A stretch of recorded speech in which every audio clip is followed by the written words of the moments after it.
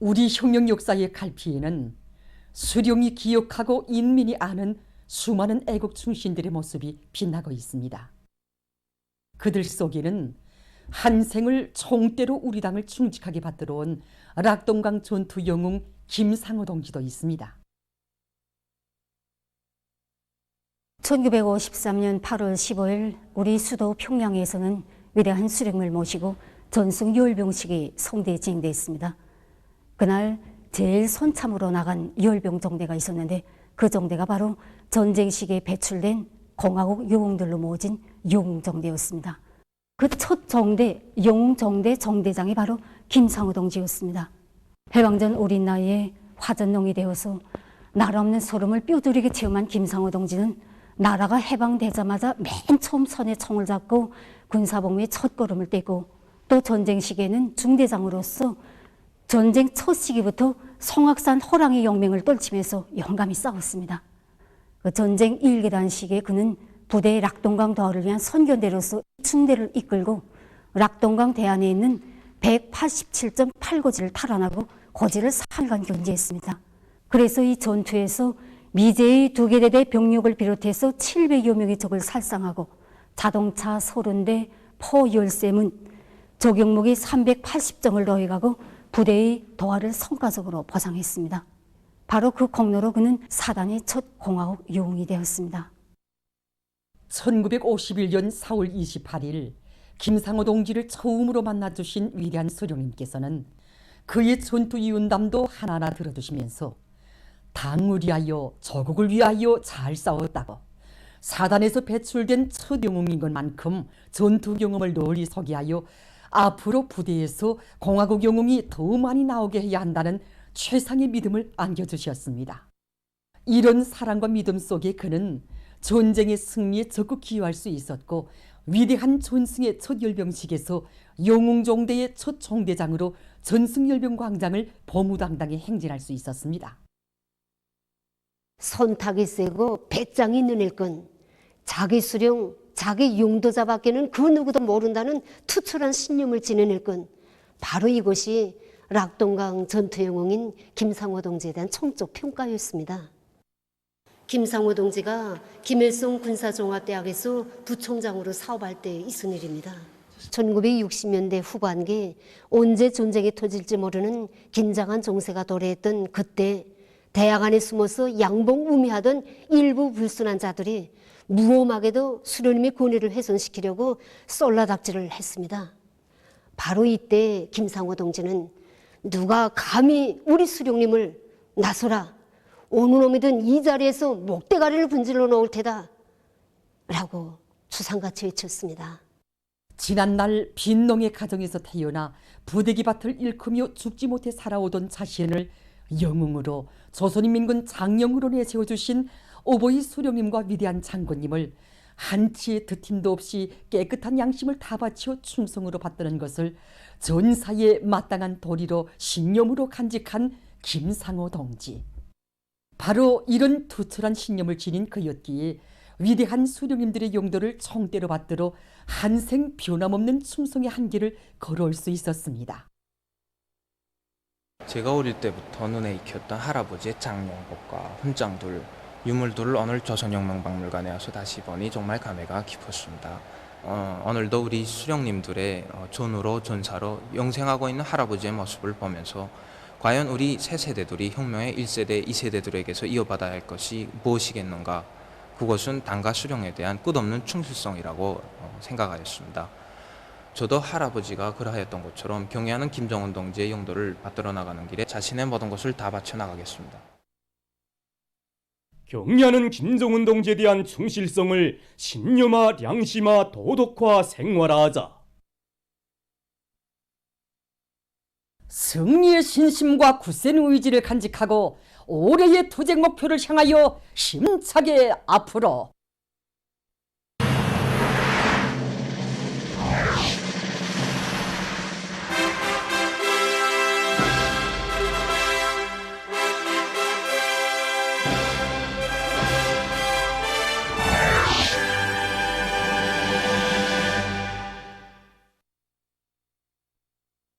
당중앙위원회 제8기 제5차 전원회의 결정을 높이 받들고 전력공업 부문의 일꾼들과 노동계급이 전력 증산의 동음을 높이 올리고 있습니다.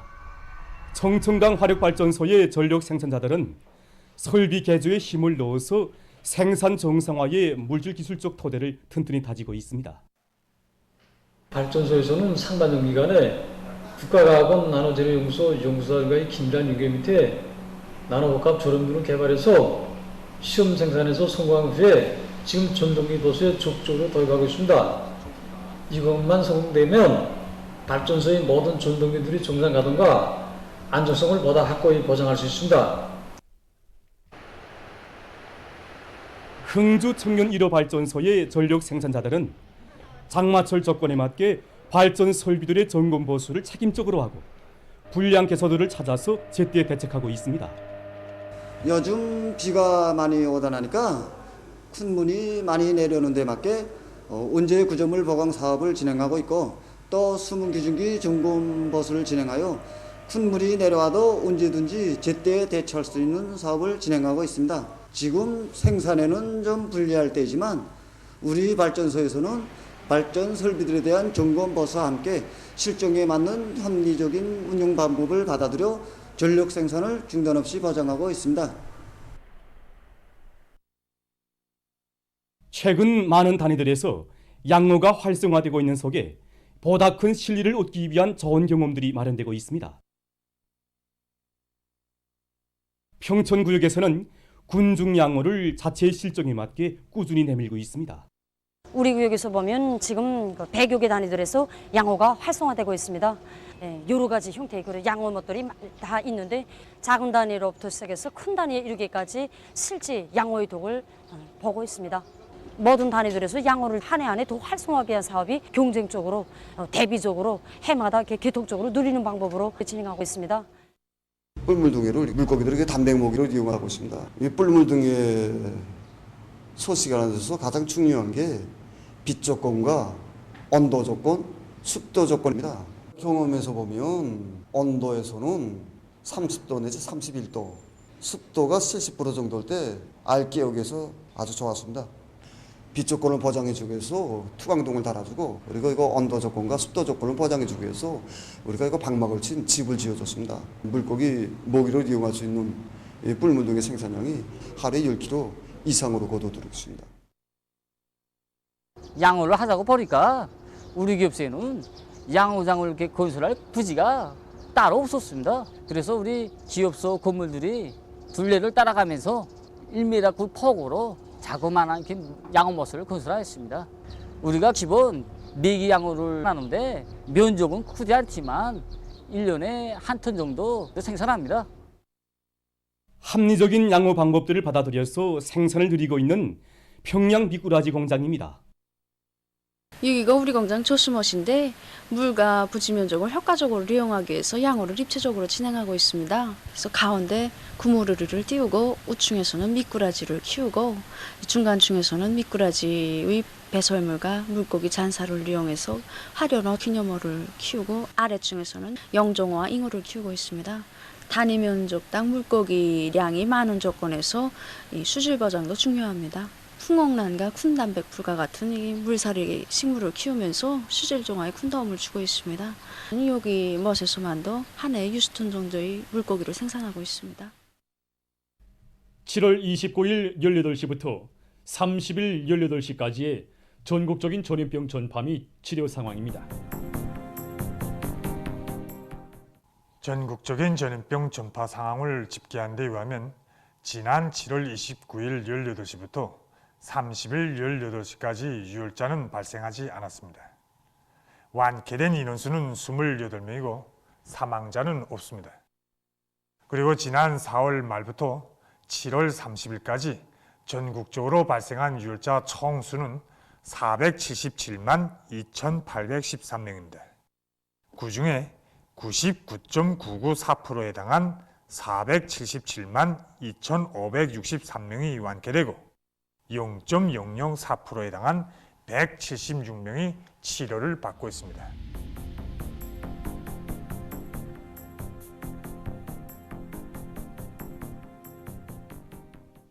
지금 국가비상방역사령부에서는 악성 전염병의 전파를 종식시키고 인민들에게 믿음직한 방역 환경을 제공하게 한 방역전에서 부문과 단위, 지역들 간의 연계와 협조, 협동을 강화하며 전반적인 방역 분위기를 더욱 앙양시키도록 전일적인 작전과 지휘를 심화시키고 있습니다.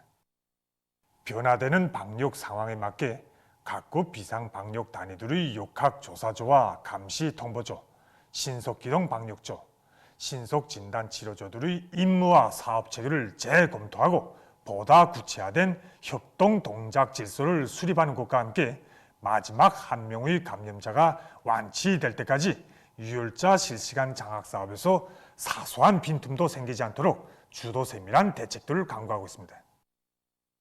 인구 밀도가 낮은 지역, 주민지와 멀리 떨어진 지역에서 발생하는 유혈자 치료를 위해 신속기동 치료 역량의 항시적인 동원 준비 태세를 견지하며 정권기관과 행정경제기관, 법기관들과의 긴밀한 연계와 협조 밑에 악성 비루스 저격전, 박멸전을 강도 높이 전개하게 한 전술안들이 신속히 시달 집행되고 있습니다. 이와 함께 위생방역기관들을 현대화 정보화가 실현된 위생방역 거점으로 꾸리며 최대 비상방역체계 가동 이후에 창조된 경험과 효율적인 방법들을 방역 단위와 치료방 단위들이 서로 공유하고 합리적인 방안들을 도입 일반화하게 한 사업도 힘있게 벌어지고 있습니다. 각급 비상방역 단위들에서는 현실에서 그 생활력이 뚜렷이 확충된 우리식의 방역 정책과 지침에 의하여 허점은 메꾸고 부족점은 보충하면서 나라의 방역 위기 대응 능력을 부단히 제고해 나가야 합니다.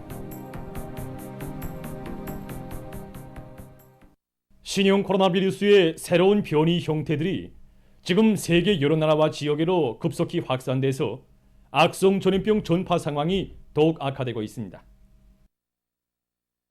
이번 주간에 세계적으로 680만여 명의 감염자가 새로 발생하고 1만 6,100여 명이 사망했습니다. 이것은 하루 평균 97만여 명이 감염되고 2,300여 명이 사망한 것으로 됩니다. 특히 유럽과 아시아에서 감염자와 사망자가 급격히 증가했습니다.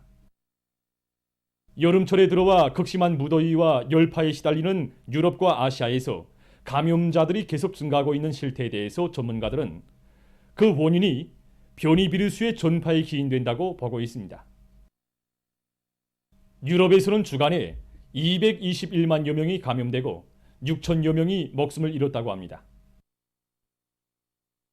유럽 질병통제센터는 대륙에서 BA.4와 BA.5에 의해서 대류행 전염병의 새로운 파동이 일고 있다고 밝혔습니다. 현재 유럽에서 이 두 변이 비루스 감염자는 총 감염자의 80%를 차지한다고 합니다. 또한 최근 몇 주일 동안에는 대륙 나라들에서 입원율이 2배로 높아졌다고 합니다. 아시아에서는 이번 주간 감염자 수가 256만여 명으로서 하루 감염자 수가 36만여 명에 달했습니다. 특히 일본에서 BA.5의 전파로 7차 파동이 일어나고 있는 속에 28일 하루 동안에만도 23만 3천여 명의 감염자가 발생했다고 합니다. 몽골에서도 BA.4와 BA.5 변이 비루스의 감염률이 80 내지 95%에 달해서 지배적인 비루스로 됐다고 합니다. 한편 지난 6월 인디아에서 처음으로 발견된 BA.2.75 변이 비루스가 현재 10여 개 나라와 지역으로 전파됐다고 합니다. 보건 전문가들은 BA.2.75가 BA.5보다 더 나쁜 면역 회피력을 만들어낼 수 있다. BA.5에 감염돼서 면역이 생긴다 해도 BA.2.75를 막지 못해서 또 다른 유행이 생길 수 있다고 주장했습니다. 세계보건기구의 한 관리는 BA.4이든 BA.5이든 BA.2.75이든 비루스는 계속 이어질 것이라고 우려를 표시했습니다. 30일 현재 세계적인 감염자 수는 5억 8,144만여 명, 사망자 수는 641만 8,600여 명으로 증가했다고 합니다. 필리핀 북부의 루손 섬에서 27일 리터 척도로 7.1의 지진이 발생해서 15개 주와 15개 시 6,700여 개 마을이 피해를 입었습니다. 벤게투주와 아브라주 등에서 4명이 사망하고 60명이 부상당했습니다. 아브라주에서 3개의 다리가 파손됐으며 부상자가 제일 많이 났다고 합니다. 얼마 전 미국의 캘리포니아주에서 산불이 발생했습니다.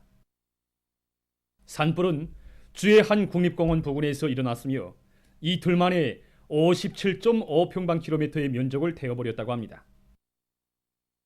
또한 6천여 명의 주민이 소개되고 2천여 채의 살림집과 건물들에 대한 전력 공급이 중단됐다고 합니다. 보도를 마칩니다.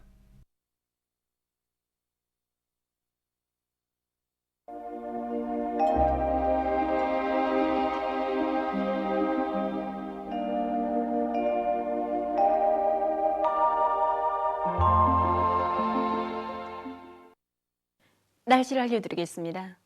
오늘 조선소의 남부에 있는 저기압골과 북서 태평양 아열대 거기압이 변두를 따라 흘러드는 덥고 습한 공기의 영향을 받았습니다. 그래서 전반적 지역에 구름이 끼면서 중부 이남 지역과 북부 내륙의 여러 지역에서 비가 내렸습니다. 현재까지 종합된 더별 평균 강수량을 보면은 중부 이남 지역인 개송시와 강원도, 황해남북도에서 10mm 이상의 비가 내렸는데 그리 많은 양은 아니었습니다. 오늘 밤부터 내일까지도 같은 용량을 받으면서 전반적 지역에서 비가 내리는데 황해남북도와 강원도 여러 지역, 함경남북도 바닷가의 일부 지역, 개송시에서는 폭우를 동반한 100 내지 120mm의 많은 비가 내리고 또 북부쪽 지역에선 200mm 정도의 매우 많은 비가 내릴 것이 있어 이 지역들에서 폭우, 많은 비 주의 경보가 유지되고 있습니다. 그리고 그 밖의 지역들인 평양시와 평안남북도, 남포시와 함경남북도, 황해남도 여러 지역, 그리고 강원도의 일부 지역에서는 50 내지 80mm, 부분적으로는 100mm 정도, 그 밖의 지역은 10 내지 30mm 정도겠습니다.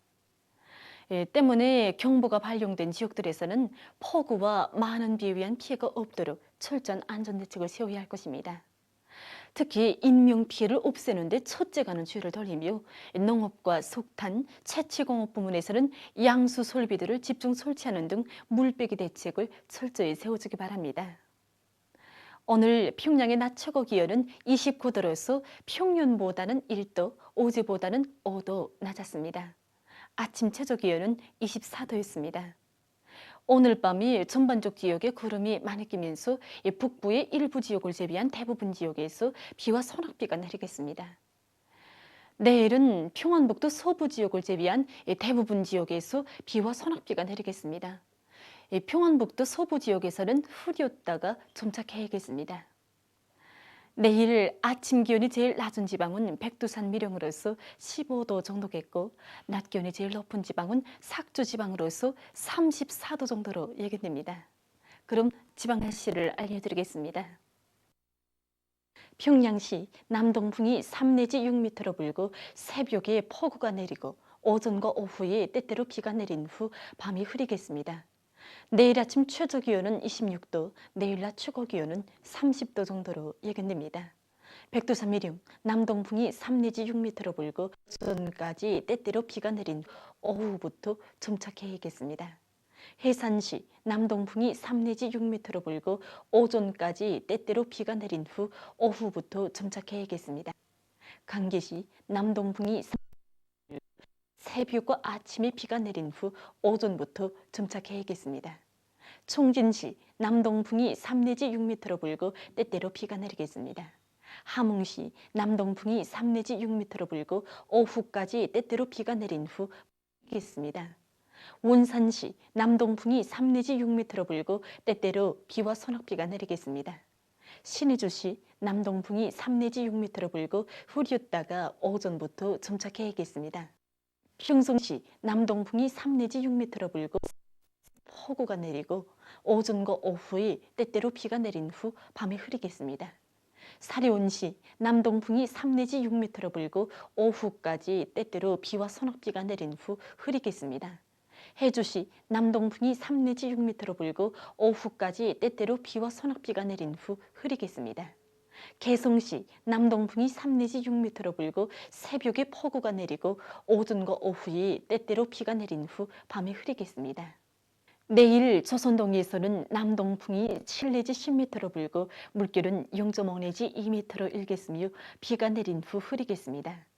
조선 서해에서는 북동풍이 7 내지 10m로 불고 물결은 0.5 내지 1.5m로 일겠으며 비가 내린 후 흐리겠습니다. 모레 조선동에서는 남서풍이 7 내지 10m로 불다가 4 내지 7m로 불고 물결은 0.5 내지 1.5m로 일겠습니다. 조선 서해에서는 북동풍이 4 내지 7m로 불고 물결은 0.5 내지 1m로 일겠습니다. 날씨를 알려드렸습니다.